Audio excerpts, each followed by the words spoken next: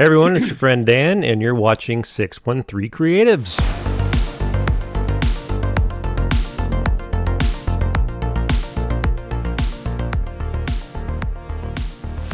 Thanks for joining us today. If you are an actor or filmmaker in Eastern Ontario, you will definitely want to subscribe and share this podcast with your fellow filmmakers. We're getting to know and connecting the movie-making talent of the region. Please check out our other episodes and let me know what kind of stories you'd like to hear and which ones you have to tell. My guest today is a true filmmaker, adventurer, and storyteller. He first discovered his passion for video production in 2009 when he picked up a camera and began documenting his whitewater kayaking adventures. Over the next 6 years, he transitioned from his career as a financial advisor to pursue his creative passions full-time. Since then, he has honed his craft, working on a number of adventure and sports productions. Some of these include the short films Ondaatje in 2016 and Renaissance in 2022. In 2024, he debuted his first feature-length documentary, Jaya, which was a deeply personal and ambitious project 9 years in the making. All of his various works have garnered accolades worldwide and in Canada. He has also worked on various series as a cinematographer, such as King of the Hammers, Canada Man, and APTN's Pulse. In 2023, he created and pitched the pilot episode of The Suffer Factor for major platforms like Netflix and Apple. This experience was a significant milestone in his career, providing invaluable insights to the complexities of television production. He's currently working on his next film, Whitewater Released, continuing his mission to tell stories that inspire and connect people with the natural world. Please welcome to the show, Mike McKay. Hi, Mike. How you doing? Good, thanks. It's fun to hear that. It sums up countless hours into about 30 seconds. I tried my best. We were chatting earlier, and like I said, despite the fact that it's I try to condense your intro as much as I could. I wanted to get it all in there because there was so much awesome stuff. You have so much awesome stuff to tell. Well, thanks. And, yeah. Yeah. It's funny. I was over the holidays. Somebody said to me, they were like, "It's been fun to watch your evolution in the way that you're always kind of like changing shedding your skin and changing things." And I was like, "What are you talking about?" And I think it's one of those things that you're kind of in the frog boil of it, and you never really realize just how much as going out and trying new things that it overall shapes your whole kind of identity. Yeah, sometimes it's hard to recognize our own evolution from from our perspective. Others can see it a little more clearly. No, let's sum it up in a podcast intro, and there you go. I did my best. Yeah. I did my best. Judging from everything you've told me and everything that I've seen of your work, I mean, it'd be impossible to really get to know everything that I'm curious about, and I'm sure everything that our listeners are curious about in regards to what you've done in one single podcast. In regards to your experience in adventure filmmaking, and I know a lot of people are going to be curious about this. I think this would be the first question in a lot of people's minds. You captured a lot of people as they've done some amazing things that I can only imagine doing, like scaling cliff faces, cycling through mountains, navigating whitewater rapids. For those who may want to get into that sort of thing, what does it take to capture those kinds of moments, like technically, logistically?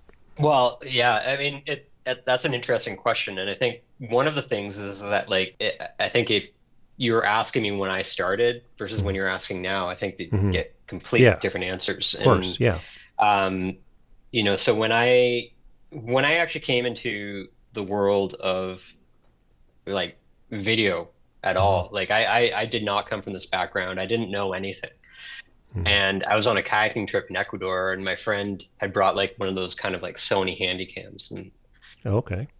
Yeah, the kind of flip screen kind of thing. And right. We were kayaking through this canyon, and we had to do this move called a seal launch where you kind of drop off a rock that's 20 feet into rapids essentially, and he ended up dislocating his shoulder, and he had to yeah, and he was just as he should have at the end of the trip, he was just kind of I'm out of here, I'm booking my flight home, there's no reason for me to stay here. And but he left me his camera, and he said, "Hey, like have fun.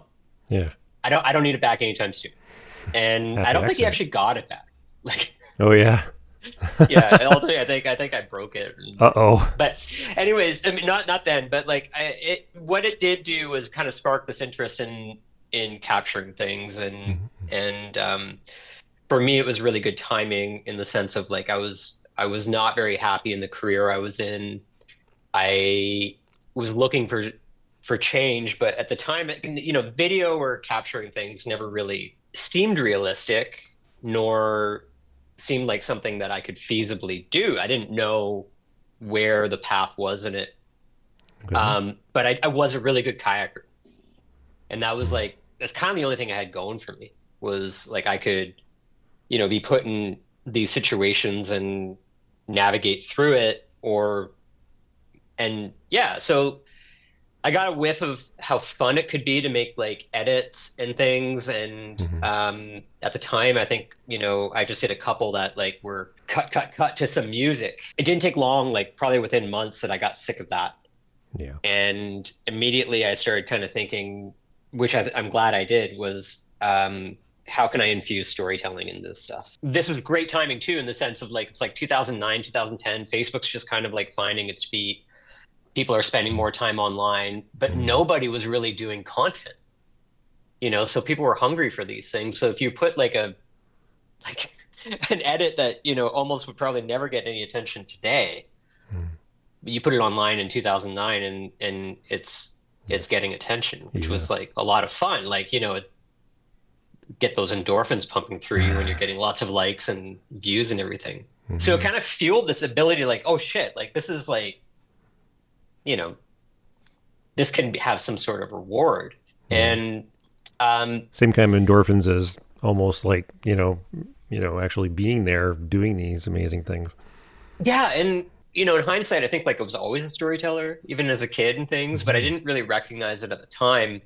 But I dove in head first, and I decided to kind of like do this web series that would like take me around, and I would tell these different stories about kayaking that like in the whitewater world that kind of like went beyond, just watching like a bunch of action. Hmm. And I would always like infuse these action montages in it, but they were like little mini documentaries. And I I kind of decided I was going to do like one a month. I mean, I'd get on a plane, go to Costa Rica, I'd go to Mexico. We went to Norway once. And like as they gained momentum and more of an audience, it kind of made a name for me as a cinematographer. And I wasn't good, but I was able to do it. Like there weren't a Hmm. lot of people like, going down rivers with kayaks Yeah. and cameras with them and capturing this stuff. Like it was all really good timing. Hmm. And but if you were like going back to the question, it was kind of like if you were to ask that question today, like I was thinking about that. And now, like I mean, the capability of what you could do with your phone kind of like surpasses everything that I was doing back then. Right. So if you were to like say like what are like the key points that like make it important to, diversify from people just creating content and be an adventure filmmaker, Hmm. I'd say the answer is kind of like, just like any other filmmaking, like any other thing is really concentrate on things that have great story, have compelling narratives, have great characters. And because I think nowadays with the technology that we have, like, I mean, you can fit a drone in your pocket. Yeah. I remember the first time seeing a drone film a waterfall. I was like, mind blown.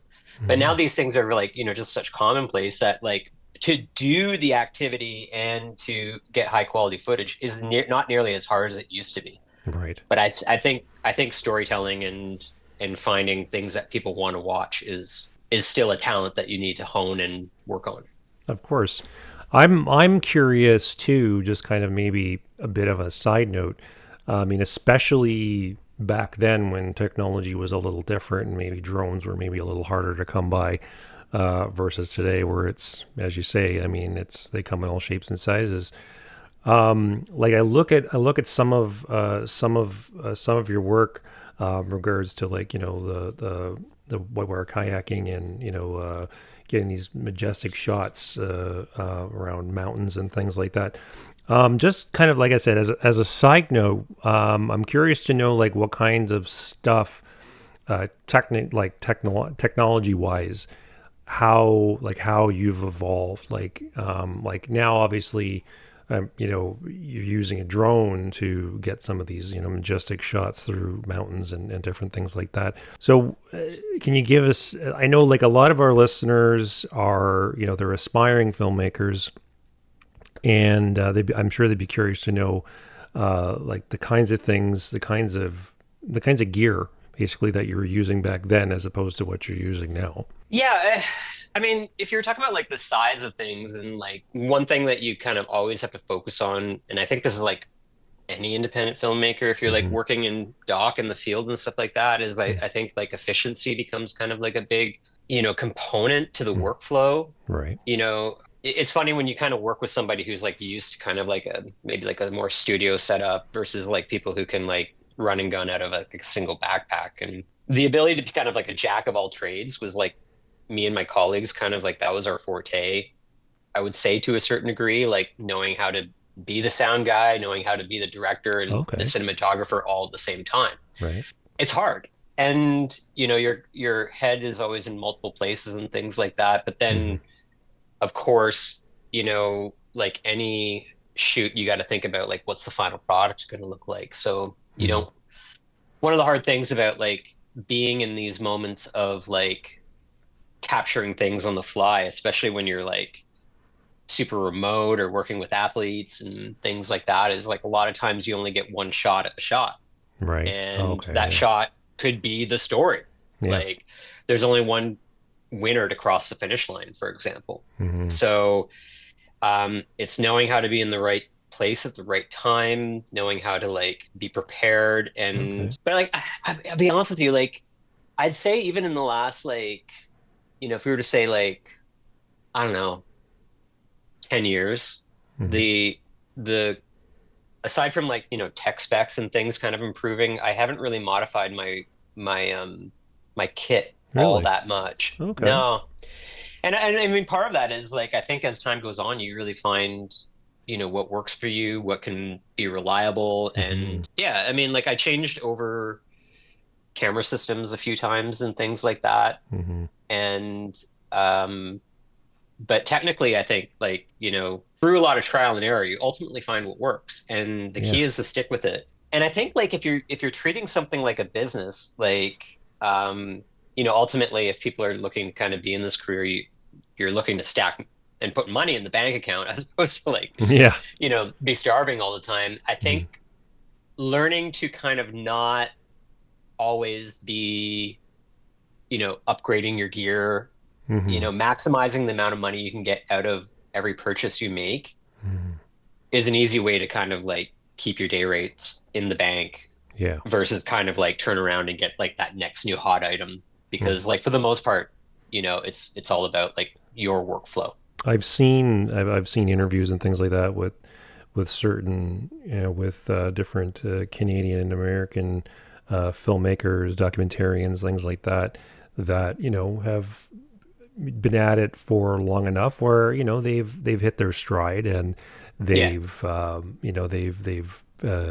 found a lucrative path.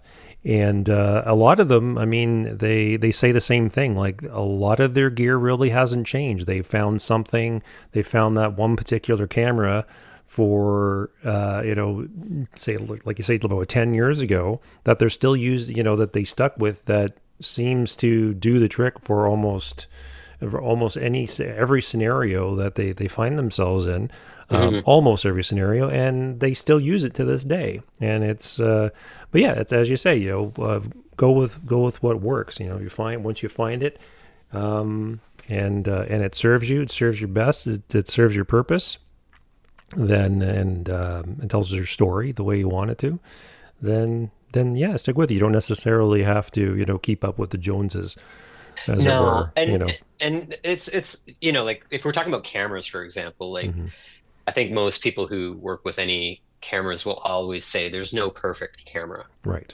like not at all. And there never will be. I mean, when there is, I mean, great.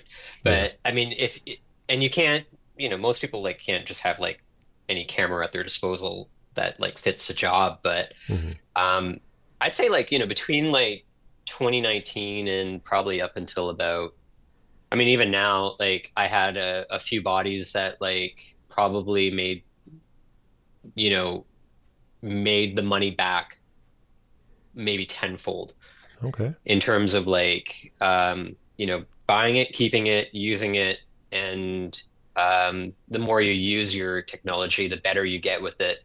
Right. And again, coming back to that efficiency of like when you're in the field and things are happening and you're efficient with your gear and not fumbling around or dealing with anything, then you're going to get the shots Hmm. and you're going to get better shots when your mind's focused and not worrying about all the things that like, you know, might otherwise kind of cloud what's happening. Yeah.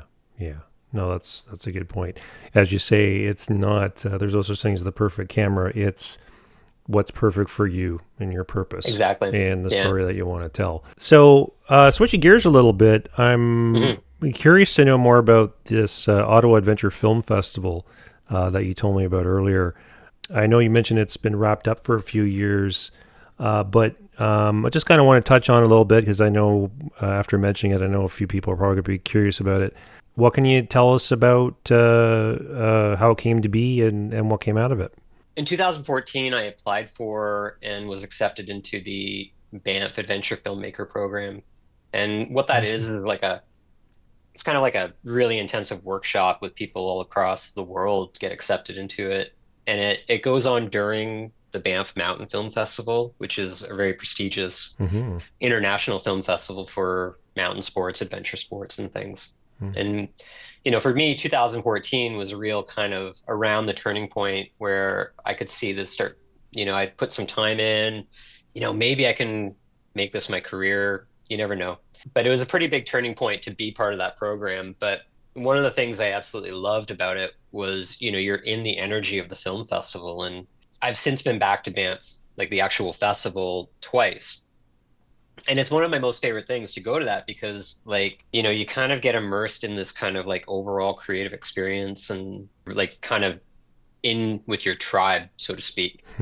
It's not so often that like, people do what I do in this region and I get to kind of like have that kind of immersive experience. So pretty early on, I realized that like if you're making kind of content, it's always better to kind of get people in a room or something like that to enjoy it together. And especially if you're making stuff, like it feels great to be around people and they laugh at the right part or they gasp at the right part. Hmm. And so I had been doing these kind of paddling film nights, like pretty much like within months of starting to make content. And I really liked that. I really liked putting together an event. And so coming back from that Banff experience, I thought, man, like we live in a region that like really does have a real adventure community. I really didn't understand why nobody hadn't done it already. Yeah. And like if the Banff Mountain Film Festival is like traveling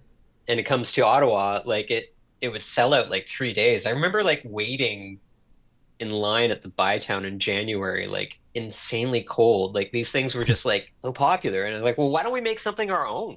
Yeah. Like something that our community, like it's ours, like it's Hmm. something we don't have to have like a touring festival come here. I don't know. It's kind of just like anything else. I just went ahead and did it. Early on, I did it like a test. It was just like a weekend thing. And, I had this idea that I wanted to come out of the gates and not just be kind of like, this ragtag festival, like right off the bat. So I spent a lot of time with branding. We made this like trailer that was like an opener that was like Oh, cool. over the top. It was so Nice. good. And I kind of just like reached out to like my network of people and said like, hey, toss me your films. I'm going to showcase them. And, so we put it on at the Mayfair Theater the first year and I think it was like took one day and like the first day sold out. Like it was like, Fantastic. okay, I mean like, yeah, like this has a demand and this city wants this type of thing. And Hmm. it went great. And then, every year after that, I made it bigger and bigger and bigger. By the last year, was running like 9-day events. Wow. Like, yeah. And for better or worse, like it was cool because like we were like able to have like a lot more diverse programming. Like we had an indigenous film night. We had It's amazing. like one program was called Adventure for Everybody, and you're able to kind of like just showcase like all the things that kind of encompass the adventure world or whatnot. It became pretty taxing on me. Like it went from being this kind of project that I would do in the off season that when things slowed down naturally, it would it would be a good thing to kind of fill the gap and keep us busy and bring in a little extra income and stuff. But Right. that's what was interesting with the pandemic. It created this demand for content that you see film festivals now, and they've gone from like having these kind of, or at least at the time, they were going from having these flagship kind of like, this is when we do this, to creating programming all the time because that virtual content became kind of more accessible, but also more in demand. Mm. And the struggle at the time of being like, well, how do we, you know, monetize these things when in-person events were becoming harder and harder right off the bat. Like I went to virtual programming like right in the early months of the pandemic, and it was really successful. Like it really went well. Like you kind of strike when that time when the iron's hot. But ultimately what happened for me was the project kind of like wore out my batteries in terms of like, Okay. yeah. And one of the things that I find really hard about virtual programming, and I think the same could be said about like just putting content out on the internet, whether it be a film or something like that, is it really means a lot from a filmmaker point of view or a creative in general. I mean, not totally just for the ego, but for like the soul to know that people are enjoying or um, engaging with the things. And when you make like a film festival and you put so much work into it and you just put it out there and then you just don't hear anything back. You Hmm. don't know if the world's like laughing at the right spots or all those things that like that in-person vibe. It's hard to get that reward back. And Hmm. having a lot of people in the same room really does mean a lot. Like there is really great things to that. So, Absolutely. yeah, I put it on pause and I've never really come back to it in the sense of like knowing like the current version of myself, what where does that fit into what I'm doing now? And I Right. haven't really found the answer to myself that says, yeah, this is something that I need right now. I've Hmm. always been kind of like it, once you tackle something and maybe at the time you don't realize how hard you're working, but when you sit back a year later, I think, oh, do I want to do that again? Go into that, like knowing how hard that was and how much Yeah, work and how much effort. It hasn't been enticing enough for me to go back. I hear Yeah. you. I hear you. There's a couple things I want to touch on that you said. Uh, First of all, that feeling that you get when you're involved in these festivals and you have your work involved in it, and you have it in front of an audience. You finally have that opportunity to have it in front of an audience, Mm, and it gets the laughs at the right spots, and it gets the sighs and the gasps and the jumps at all the spots that you were hoping for as a filmmaker. There's nothing quite like that. I've been lucky enough to have had that experience as well. I had one of my short films at the not the Toronto International Film Festival, but the Toronto Independent Film Festival. It was a sister festival to TIFF, and which was kind of a highlight of my career. hmm But that's the reason that a lot of us do this. I think validation is probably maybe not the best word to use, but I mean, there's something about that the moment that we all dream of where we have that opportunity where all our hard work is finally being seen by the masses and is in front of an audience in a darkened theater and you get that tangible feedback you know It's for the um, soul. I it think that's the big thing. absolutely and it Yeah, there's no question that like the film festival model is skewed towards the film festival owners. It's not, mhm, um, in many like cases, yeah. yeah, to get involved in a film festival, it costs a filmmaker money Hmm. and so often. But I think my film Renaissance kind of played to that more than any film I've ever had. This was a project that it had so much of me in it. Like it's like a Right. story of, finding a new identity, rebirth, and hence the name. That was a time when I was like I had gone so far into the cinematography, and the film festival was during this time, and I had kind of moved away from, making films for me. Right. And that was kind of like, you know, a film that I had to create at that time to just say, like, I can be creative still. Like, I Hmm. came into this to make films. Vancouver International Mountain Film Festival ended up being kind of like that flag in the, it was just like, I knew that was coming up in November, the Hmm. deadline, and I contacted and told them, like, I'm going to be submitting a film. And so I got that done. It was a really good thing to do. And it ended up winning Best Short Film at that film festival, Awesome. which blew me away. But I had made that film with the purpose of just making a film. Hmm. Like it had been a long time since I'd made something that was purely part of my soul that I wanted to kind of complete. Hmm. And it went on to have like a really great festival run over the course of 2023. Oh, fantastic. Um, Won some awards. I went to Italy for it, to the Trento Mountain Film Festival. I went back to Banff, which was my third time. My second film that had gone to Banff obviously held a lot of importance to me because of being part of the Adventure Filmmaker Workshop. But Right. it was especially rewarding because the film screened in one of the screenings that was one of the more popular kind of time slots. So it's this massive theater, it's completely full. I mean, the lineup was so intimidating with the films that I was in. Like, but then I went to the back and I stood at the very back of the theater, kind of like away from everyone, and I just watched the film on the big screen. And Hmm. I had to pay for my flights to be there, pay for my hotel and everything like that. But Yeah. it's one of those moments that you can't replace that. No, not at all. And I was like just walking through the hall after that, and a woman came up to me with like tears coming down, Oh, wow. and just like kind of told me how much it impacted her and how moved she was and things. And I've never, like, it's no job, like Hmm. no amount of pay Yeah, can replace those moments. that's And right. like there's a lot more to this than kind of paying the bills. Like Hmm. I think as creatives, we got to like pay our soul. And Hmm.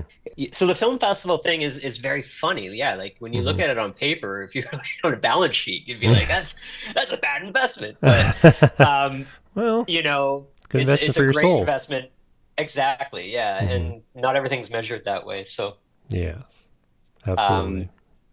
yeah, and everyone should be proud, no matter the film festival, no matter what it is and things. Like it's a great experience, and we need to like support those things, like support those events and Hmm. support those in-person things. Like the films that like are being made in, I'd say like the filmmaker world, I don't think they're meant to be watched on a phone. Oh God, no. And yeah, It's meant to be watching a darkened theater with.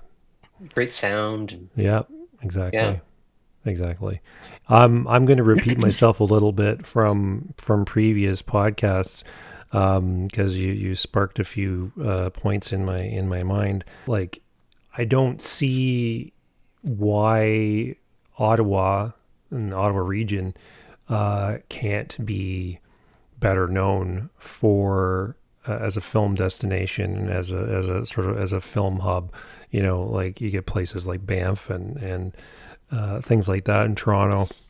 I don't see any reason why Ottawa can't be. There's just so much here that I've discovered since moving to the area a number of years ago.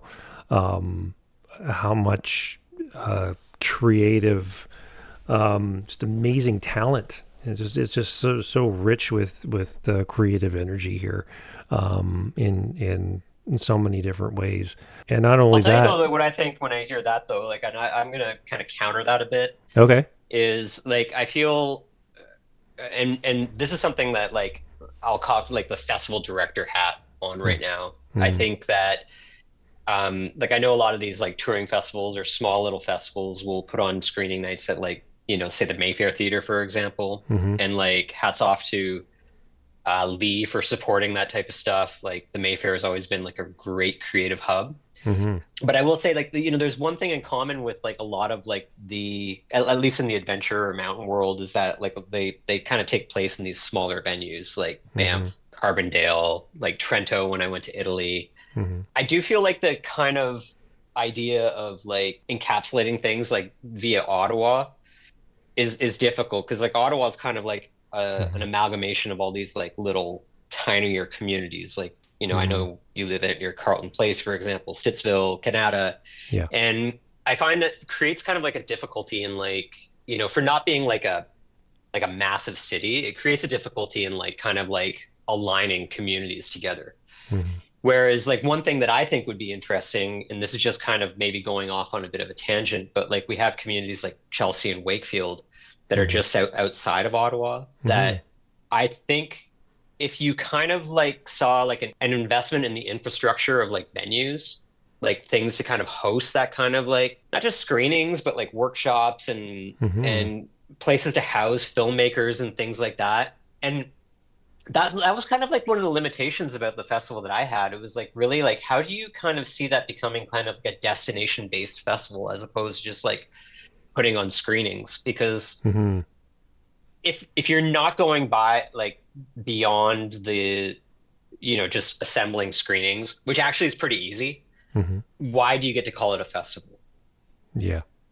And I think that the strongest of festivals are a place for people to meet, people to kind of network, people to kind of like plan, Mm-hmm. people to learn, people to engage, and the screenings just become part of that. It kind Mm-hmm. of fosters an environment to do that.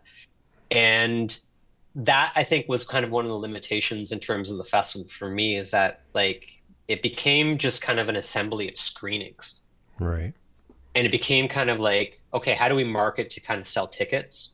Mm-hmm. And it didn't become a true festival in the sense. And Right. I think that's why like the Banffs and the small towns and things like that Mm-hmm. can kind of foster these things. Yeah. And so going back to like what you were saying, like I live in Chelsea, Right. there's not many places like Chelsea that live like that close to like such a big urban center. Mm-hmm. And I think this is my thought. I think there's potential to kind of like invest in infrastructure that would be able to house those types of things Yeah. in the communities outside of Ottawa. Yeah, I agree in that regard. Like as like for instance, like I live just outside of Perth. Perth Yeah. is rich with. It's a very underrated little town. It's been called the cutest little town in Ontario, and I mean it used to be a Scottish military settlement. And I mean you walk down the street in the evenings in Perth, and it's. I've been to Scotland. I've toured around Scotland, and honestly, like I can see it. I can see it in the architecture. I can see it in the feel in the street. Like it almost feels like you're walking through a little town in Scotland Hmm. when you're in Perth. And I've been approached myself to like to maybe raise some interest in having some sort of film culture or a festival of some sort in Perth, in this little Scottish town, in the middle of the Ottawa Valley, that a lot of people probably never been to in their lives. And honestly, I think I'm kind of biased, but honestly I think they're kind of missing out. And I think it would something like that, if that were to exist here, or as you say, like in a community like Chelsea, like sort of that rich novelty of Yeah. of that small town feel, rich in history, really helps attract a film culture. I know more and more stuff is being made out here in the Ottawa Valley, in Tay Valley and Lanark County. More creatives are taking notice of that. So I mean that's great to see too. But at the same time, having said that, I do think that there is some potential for Ottawa in regards to like the kind of history and things like that it does have to offer. Have you heard of? And I've mentioned this on a number of my other podcasts, but have you heard of Kino? Have you been to Kino? No. No. Okay. Kino is a monthly film festival in Ottawa. Is put together by Vincent Valentino. He's I'm sure you may have heard his name in creative circles. He's done a lot for the creative community in Ottawa, and Kino is kind of like it's an international thing. Like it's a kind of a chain to get creatives together and challenge them once a month with a different theme, a maximum of 7 minutes, and put something together and share it with your fellow creatives every month. I've been going to it almost monthly now for nearly a year, and just it's staggering. I would highly recommend you check it out if you want to, if you want to flex your creative muscle. It's at there's a French Kino that's in Gatineau, in the middle of the month. But every last Wednesday of the month in Ottawa at Live in Elgin is the Ottawa Kino, and there's also one Cool. for I would highly. It's been it's been growing and growing in numbers for a number of years now. Watch my 10th episode with Vincent Valentino, and he'll fill you in on it entirely. But yeah, so just kind of touching on as I said, on these different flavors of festivals. Chelsea obviously has potential for that. I think Perth has big potential for that, and Ottawa already has kind of something going on that a lot of people maybe don't know about.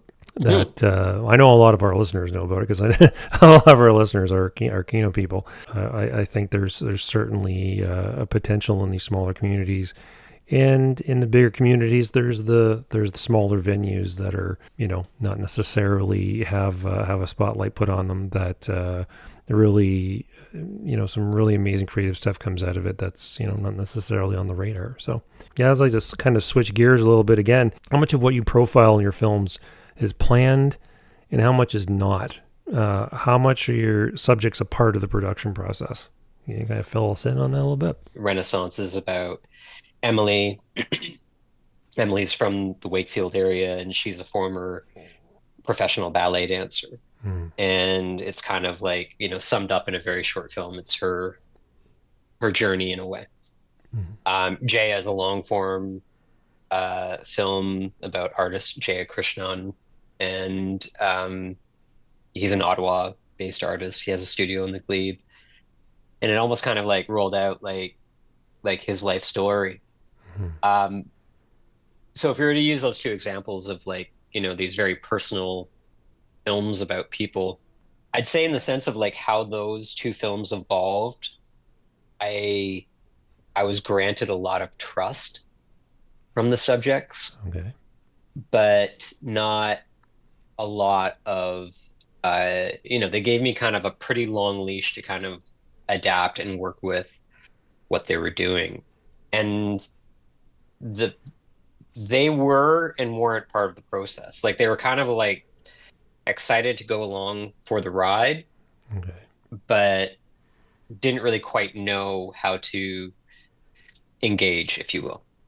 Right. So in the example of Renaissance, and Renaissance took me about 3 years to create. And I think anyone who kind of like makes documentary probably agrees that there's something before you know what you're planning on doing, there's something that kind of catches you about the Mm-hmm. story.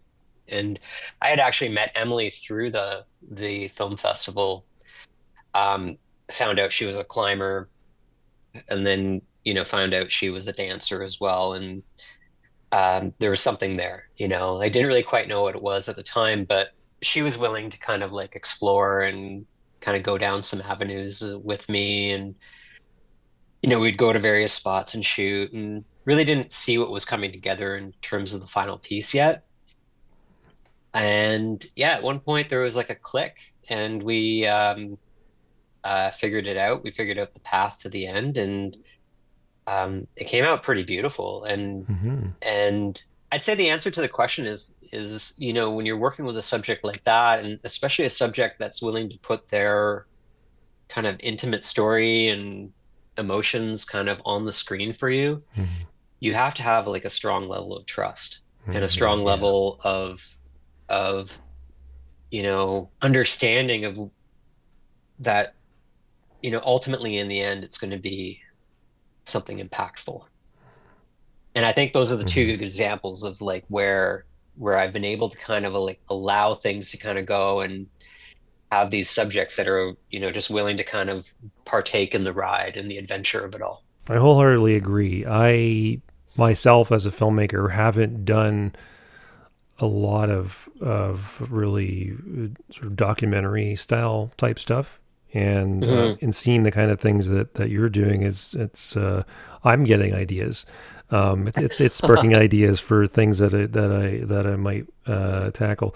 Inversely, so I know you've mentioned that you've sort of have a bit of a hunger for doing the more narrative stuff. Is that right? Using kind of like storytelling methods or techniques and things that you would like adapt from more of a narrative approach. I think Mhm. that's kind of more what I like to infuse into my projects. Okay. Hondachi is a great example of that. Like Hondachi was effectively, a narrative, Mhm. but it was amazing. Like when we screened that and played it, people thought it was a documentary. I think like what was interesting about like how narrative structures and things can kind of come into that. Like that was at a time in, I'd say like my evolution, that it was kind of like this idea that like the hero's journey and like Joseph Campbell's methods and things like that were like the end all be all for storytelling. And I Mhm. think that I'm very excited at the idea that like that kind of framework of thought has kind of evolved. But Mhm. I almost did Hondachi out of this kind of like, look, if I do a hero's journey, can we stop talking? and and so yeah, it was kind of that. Like I had just gotten, away from, doing the adventure filmmaker workshop, and that was the only narrative structure that we talked about. And Mhm. I always found it very confusing in the sense of like true form documentary and how does narrative story structure work into that. Right. And so with Hondachi, I just literally wrote and made a hero's journey, like Okay. beat to beat to beat to beat. Like, and we Right. storyboarded it, like we used camera angles and like had takes and things like that. But it was very much kind of in the sense of that this kind of like boy's journey that Hmm. could easily have been a documentary at the same time. Yeah. So like since that, I've always been very kind of fascinated with the idea of how can you build frameworks of things that subconsciously are familiar to your audience to put them in a place where they kind of understand the arc without knowing it. Right. And I've always been very attracted to subjects that could allow me to do those frameworks. Hmm. And that becomes very challenging. Like, Hmm. especially with like a film like Jaya, you never really know what's going to unfold with documentary. Hmm. And, like to not kind of like go down this kind of like path where you don't know where you're going. Like Right. ultimately to build things into a framework that feels like you're watching Star Wars or something like that Hmm. because you have those story arcs embedded in you. Right. And that to me I think is adopting things from the uh from the narrative world that excites me. Right. Anything that I can do to kind of like make storytelling more impactful and Hmm. interesting, even if it's subconscious and and so on. Yeah. But You. in terms of like, lights, camera, action, that world doesn't really appeal to me. Okay. I I really find myself excited when I see the story and I have like an interesting character that I'm able to be involved with. And I also get excited when I'm able to make that connection of trust to work with people to Hmm. build these types of things. I don't think I'll ever get away from that style of storytelling. Yeah. That's your thing, man. That's Yeah. you strike me as the kind of guy who doesn't like to be put in a box. To have that you keep your options open. You don't like to be have like kind of one singular title. But if you were, I'm guessing you wouldn't necessarily. I mean, obviously you wouldn't consider yourself like like the kind of filmmaker I am, where like I just want to tell, like like my ideas are a lot of times are sci-fi comedies or horror or Mhm. things like that. Would it be fair to, if you were to have a title, if you had to give yourself a title as a filmmaker, would you consider yourself a documentarian? I think so. Yeah, I Yeah. mean, absolutely. I would say that because I don't think I'm capable of doing anything else. Okay. Because of my background of Hmm. coming in through the back door through adventure sports and cinematography and stuff, is that like I never went that route of film school. It's funny. I was talking to my father over the Christmas holidays, and you and I are probably of the same era. Like I can't remember a time in my childhood when there wasn't a stack of blockbuster movies in the house. Yeah.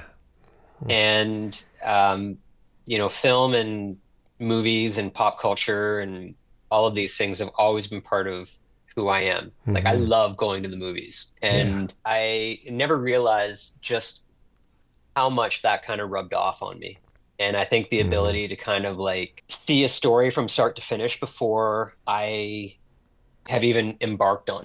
Hmm. And that I think is what excites me about documentary, is that like it seems more feasible. It's something that like even though I've had a lot of help over the years and a lot of like worked with a lot of incredible people, it's still something that I can kind of like run out the door with a camera and a mic Hmm. and bang something out by myself and come back and edit it and make it and things like that. And I think the idea of making a film, like a narrative film, you know, with actors and all the things that are involved in that. Hmm. I've never been the type to really kind of just sit back and wait. Like Right. I'm working on a film in Kitagan Zibi right now where the moment something happens, I can get out the door and capture it Hmm. and and and just put it on a hard drive and know I've got that moment and it's part of the larger picture of this big thing. Hmm. Whereas maybe I like lack patience or the ability to kind of like try and, you know, make all of that happen when like maybe there's constraints of budget or Right. people willing to kind of jump on your crazy idea with Yeah. you and things like that. Like Hmm. I I just go for it. Yeah. And documentary is very conducive to that. Yeah. Yeah. You got to go where your passion lies.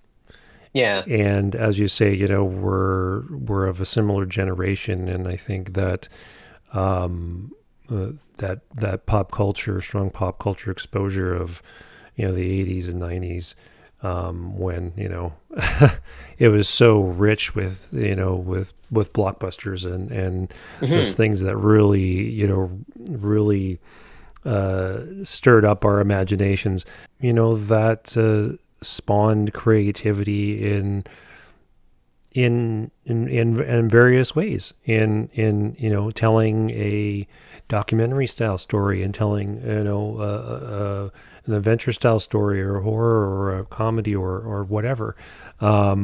It's spawned creativity in our generation, and even in the generations that followed. From what I've seen, it's the stuff from our generation has been so strong that it's trickled down, and it's inspired generations to come that's come after it. I don't think there was quite the passion for getting out there and shooting stuff, and capturing the special moments, whatever they may be, before the 80s. Not to kind of just like pigeonhole the idea of like, back then, I'd actually say like we're on the forefront of like a creative revolution that Hmm. is going to be monumental to anything we've ever seen. Yeah. Like we are day to day being opened up with opportunities of like how better to tell stories, how to tell stories in different Hmm. ways, how to really get things out of your mind that otherwise would have been impossible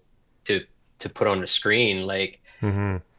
and that I think is one of the things I'm the most excited about right now is the amount of technology I have at my disposal for any idea. Like I've always felt limited about like my technical abilities. And like I said, I came in this through the back door. Like I know how to edit, I know how to shoot and things like that, but I'm not very good with anything else. And I've always had great people around me to help me with those things. Hmm. But the how do I get what I see and hear out there? Hmm. There's always been a real kind of difficulty to me for that. Like I can see the things I want, but I don't know how to do it. Maybe it's like even something as simple as like drawing a picture. Like Mm. I can't draw, but I can see it, you know? Yeah. And now I think with like AI and accessibility to technology and improvements that are happening every day, I think the story making and filmmaking process is getting more exciting. Hmm. You know, that's like the new film that I'm working on, Whitewater Released. It's this film that spans from the early 70s all the way up into modern day kind Nice. of environmental conservation efforts. But there's a limitation in the story because we don't have archival for everything. Right. But with Jaya, which just happened recently, like I was able to complete the film by using AI to effectively recreate Jaya's childhood story through using AI. Okay. And it it kind of put the film past the finish line. And Ah. now to think about like how are we going to recreate a lot of these stories that we may not like, you know, we don't have old VHS or films to kind of represent these amazing things, Hmm. nor do I have budgets to, you know, hire like teams of animators or all these things that you would think would kind of recreate that. Hmm. There's a lot more tools at my disposal now to tell the stories in the way that I want to. And Yeah. that couldn't be a more exciting time, I think, for everyone. Yeah, absolutely. I mean, as technology obviously is has made things evolve. If you look at some of the other episodes of my podcast, um, you'll see how you'll see the flip side to that. You'll see the counter to that, where there's a number of Mm, people who are we sort of lament on the dangers of how it's going to replace uh, a lot of creative aspects, and it's going to take jobs and creativity away from certain types of filmmakers. But my main point was, I think that our generation and the pulp culture that we were exposed to was kind of the seed for our inspiration and how we tell stories now, with that sort of you say it's we're on a creative evolution revolution. And I think that the pop culture era that we came from is no small part of that, no small part yeah. of our inspiration, in a way. I think like I really am glad I grew up when I did. Hmm. And the reason is because like I like the fact that, you know, there was kind of like boundaries around my world. Yeah. And I Hmm. liked having like a good portion of my life growing up without the internet and Yes. without AI and all of Hmm. these things. Like I think like whether it becomes like, you know, talking about music or literature or anything like that, like I do and I don't love the idea that like I can have anything I want at my fingertips at any time. I Right. think it's an exciting thing, but it also, if Ghostbusters, for example, came out today in the modern world of, you know, mass content, Hmm. would Ghostbusters have had the same cultural impact as it did back then? Right. And I don't think at all. You know, like when you are kind of filtered into going to a theater that might only have two movies and one of those being Ghostbusters, you know, the world sees Ghostbusters. But Yeah. nowadays, like, you know, there could be classics going by that I actually don't even know about just because like I'm not at the right place at the right time. Hmm. Maybe Netflix chose not to screen it or one of the streamers or something like that. And I think I'm glad I grew up in a time where you were part of something. Like if you wanted to watch Seinfeld, you had to tune in at a certain time. Hmm. And I'm glad I'm part of the world that I am now. There are people now that have obviously never grown up in a time without internet or never grown up in a time without having an iPhone or an iPad accessible to them at all times. Hmm. That's never going to change. You know, technology is only going to advance and content's only going to kind of advance with it. But yeah, I think it's nice to have lived in a time where we have seen those massive advancements of like internet and now AI. And to your comment about like, you know, creativity being threatened by AI, I Hmm. think I disagree. And Okay. I think like the window of like how like I don't feel threatened by it at all. I Okay. do know that like um ways of kind of operating in the modern style of what we do, yeah, those Hmm. days are numbered for everybody. Like whether you're a graphic designer, you know, a writer, all of these things. Yeah. But your days are numbered if you stand still and don't move. Mm-hmm. If you stand with your feet planted on the ground and don't decide to kind of move with the world, then yeah, you're going to get left behind. Mm-hmm. And so my mentality is that like you always have to be all in on how the world is advancing. And Right. in the case of AI, it's like that's becoming part of my arsenal. It's got to. And Mm-hmm. if I'm not like, fully taking advantage of that or fully evolving with it, then yeah, my days are numbered. Mm-hmm. And I'm going to be replaced. But Mm-hmm. versus, yeah, we are creative, we're human. Like creativity is part of our fabric. Mm-hmm. That's what makes AI what it is. Right. And creativity is always going to be there. It's Mm-hmm. always going to evolve. And if you're not evolving and if you're not maintaining kind of like that, Mm-hmm. then yeah, you're going to Mm-hmm. get left behind. When I've had this debate with the some of my other guests, I've been a proponent. Like I came from an IT background before I switched to filmmaking, and I kind of know the ins and outs of technology in that regard. And I know there's a lot of in pop culture and everything else. There's been a lot of paranoia about where AI is going. I've been a proponent that I don't think AI is ever going to take over, but in terms of like the creative side of things, I think the people that primarily feel threatened are the ones where AI is especially making the big leaps and bounds, like in visual effects, for Hmm. instance.